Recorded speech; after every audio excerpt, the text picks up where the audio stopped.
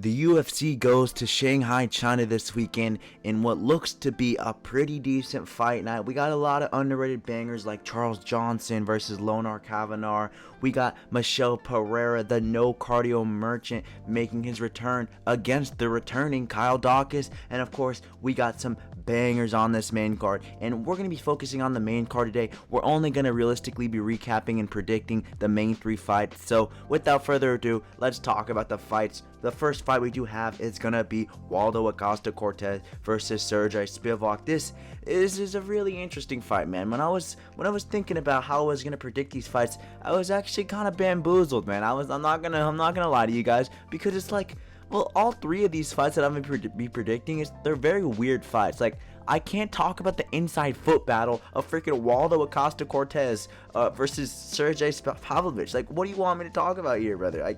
I mean, I don't know. I know Waldo Cortez Acosta. He trains out of Arizona, and I'm a fan of the guy. I've watched his last couple fights. I watched his fight against Ryan Spann. I watched his fight against who'd he fight last time? Sergey Spivak, I think. So I've watched his last couple fights. I'm a fan of him. He trains out of Arizona, and I like the kid. But, I mean, Sergey Pavlovich, he's a right fighter, isn't he? Sergey Pavlovich, I think a lot of people realistically forgot who this man was. I think a lot of people forgot that this man used to be a marauder back in the day. This man was chinning literally everyone. This man was chinning Tai Tuivasa. I think he chinned Derek Lewis. He chinned Curtis Blades. He was on a roll. He was on an absolute roll. And then came in Tommy Aspinall. And Tommy Aspinall chinned him. And he chinned him badly. And after that Tommy Aspinall loss, this guy took a break. He came back and he faced Alexander Volkov. And then he lost again to Volkov. So it was a very, very bad back-to-back losses for him. But still, dude, he got back on a win against Jairzinho Rozenstruik. Rest in peace, Jairzinho Rozenstruik. But still, he got back in the win column against Jairzinho Rozenstruik. And here we are versus Waldo Cortez Acosta. Waldo Cortez Acosta is on literally a mini title run. I think his only loss in the UFC is to Rogerio de Lima. So he's on a mini title run, man. I'm telling you, he is on a mini title run. And I think people need to talk about it. People need to acknowledge this man. And I would be picking Waldo Cortez Acosta. I really would. I would. But I have a big underdog in the main event, so I can't waste my underdog pick here. I'm going to go Waldo Cortez Acosta. And I like this pick, dude. I'm not going to go Sergey Pavlovich. I'm not going Waldo Cortez Acosta. But I'm going to go Sergey Pavlovich. I think Sergey Pavlovich, to say that he's not going to find the shot in 3 rounds is kind of ridiculous. I mean, Sergey Pavlovich, he has one shot knockout power, and Waldo Acosta-Cortez, look at his build. Tell me his build looks like he's meant to absorb shots like that. No, realistically, he's going to fall flat on his face. He's going to get chinned. He has no head movement. If you watched his last fight against Sergey Spivak was piecing this guy up on the feet, brother. Sergey Spivak was literally, like, it was a split decision. I honestly think Sergey Spivak could have won last fight, Mike. I don't know why when I say Sergey Spivak, I talk in an accent. It's just like, I don't know, it's put into my brain at this point. But still, Sergey Pavlovich is who I have winning this, and I'm not Waldo Acosta-Cortez. I know I messed up earlier, but Sergey Pavlovich by first round KO. That's my pick for this fight. Moving on, we have the co-main event of the night, Brian Ortega versus Aljamain Sterling. And, you know, a lot of people are saying that this should be the main event. It obviously is the higher ranked matchup, but I see why they put Johnny Walker and Zhang Mingyang in the main event just because of that KO finish. But this fight, I honestly think it's going to be a snooze fest, man. I was actually kind of looking forward to this, but then I thought about how this fight would probably go, and I realized that it's not going to be very entertaining. It's going to be like a 48-47 just grappling heavy decision. So I'm not that excited for this fight, and I see why they put it as the co-main event. But in terms of who I think is going to win this fight, it's definitely an interesting one. Stylistically, we got a classic wrestler versus jiu-jitsu artist. But Brian Ortega, dude, I don't understand how this man is still ranked 5th in the featherweight division. When was the last time this guy got a win? Brother, he's not good anymore. He really is just not that guy anymore. His striking in that Diego Lopez fight looked abysmal, brother. A couple years back, I would have told you that Brian Ortega would mop the floor with Aljamain Sterling in the striking. But now, in 2025, Aljamain Sterling's striking has improved a lot. And Brian Ortega's striking, he just looks flat. He looks slow. He looks fat, sorry. He's not the same guy he was all those years ago. Even in those Volk and Holloway fights, his striking was never that good. And in my opinion, Brian Ortega was never that good in his whole UFC career. He realistically just was not that guy. In 2 of the title fights he got against Max Holloway and Volk, he literally crumbled. He got dominated. He didn't have any good moments in that fight except that guillotine for 20 seconds, brother. So this guy's a completely overrated fraud. Meanwhile, Aljamain Sterling is one of the greatest bantamweights of all time. You can't deny that, man. Can you deny that? I don't think you can deny that, brother. Aljamain Sterling, he's done so much for the UFC bantamweight division, brother. He's clear of Dominic Cruz. Don't even get me started, brother. He has 3 title defenses against some actual decent competition, against Peter Yan, against Henry Cejudo, against who else did this guy defend against? I don't even remember the third guy who this guy defended against, but still, he has a good resume, and he's the 2nd best bantamweight of all time, just behind Merab Dvalishvili. And Brian Ortega, you were never that good. But who I think is going to win this fight, just based on stylistically, I think it's going to be Aljamain Sterling. I think Aljamain Sterling, like I said, he's just been a far better fighter throughout his entire UFC career. And he is a far better fighter. He is.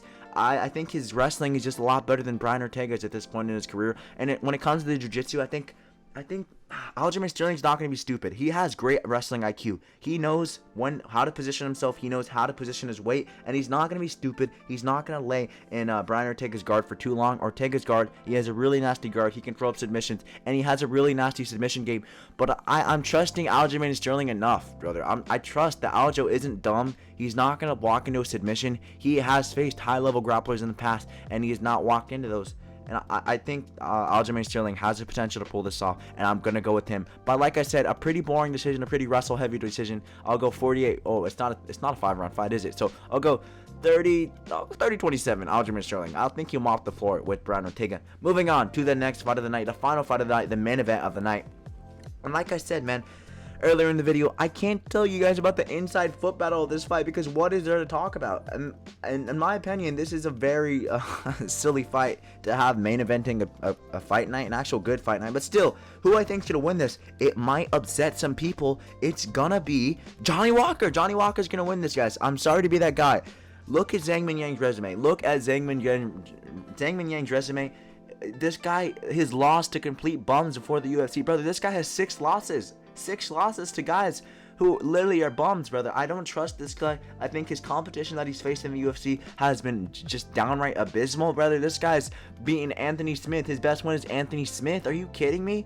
When your best one is Anthony Smith, and as Anthony Smith on the verge of retirement, that was really Anthony Smith retirement fight. Anthony Smith is a quitter. I don't know how the kid got the nickname Lionheart, but Anthony Smith is just a quitter.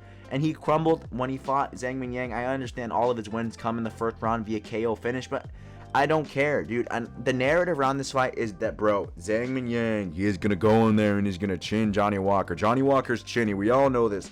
But realistically, Johnny Walker hasn't fought in a year. I know he's been chinny his entire career. I know Johnny Walker just is a chinny guy in general. But his chin has had time to just rest. And his chin will be the best it can possibly be. It's not like he's coming off a quick turnaround. He got chinned by Volkan Ozdemir over a year ago at this point. His chin will be half decent at least. And Zhang Mingyang, this guy's not putting people out crazy, man. I know he knocked out Tuco Tacos on the Contender Series, or was at the road to the UFC. But even then, he had to put some vicious ground and pound on Tuco Tacos. And then in the Anthony Smith fight, brother, this guy was barely able to barely able to get a weird finish on this guy, where Anthony Smith crumbled up into a ball, doing the iconic Anthony Smith just give up moment. So really, he doesn't have one punch KO power. Johnny Walker, I can see not getting chinned, and Johnny Walker, I can see being able to control the distance, just being able to use leg kicks, because Johnny Walker's a crafty light heavyweight. He's not one of those light heavyweights who's just going to go in there and brawl, and that is what I think Zhang Mingyang is. I don't think Zhang Mingyang's actually fought somebody with the quality that Johnny Walker is. Johnny Walker is piecing up Volkan Ozdemir before the finish a year ago, and then before that he has 2 losses back-to-back to Magomed Ankalaev, which aren't bad losses. It was 1 loss, actually. It wasn't even 2 losses back-to-back. The first one was a no contest. He has a loss to Magomed Ankalaev. That's literally the champion of the division. The Volkan Ozdemir's loss isn't a great loss, but he just got chinned. He got unlucky. And I think he's just a better fighter than Zhang Mingyang. I think he's been in tougher positions. I think he is simply just a better fighter than him. He's going to be more crafty. He can pull out a flying knee now and then. He can pull out a 1-2 leg kick, body kick combo, brother. He's crafty. Meanwhile, Zhang Mingyang is just a marauder, someone who fights like throwing overhands and big meteor hooks.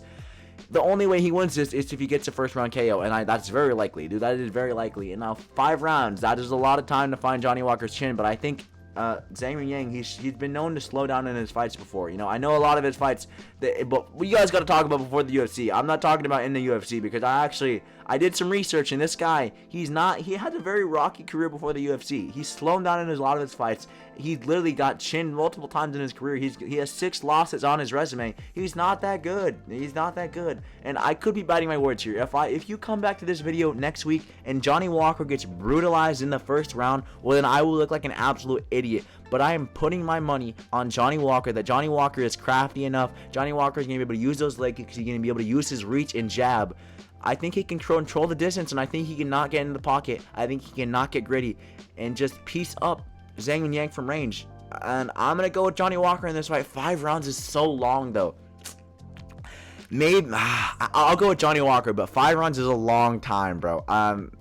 And I might bite my words here, because if this was a 3-round fight, I'd actually be pretty confident in Johnny Walker. I still am pretty confident in Johnny Walker, but I'd be really confident in Johnny Walker if this was a 3-round fight. The fact that this is 5 rounds and Zhang Mingyang has 5 rounds to find the chin of Johnny Walker, which is not a very hard chin to find, but I'm still going to go Johnny Walker. I think Johnny Walker's too crafty, and that's my prediction.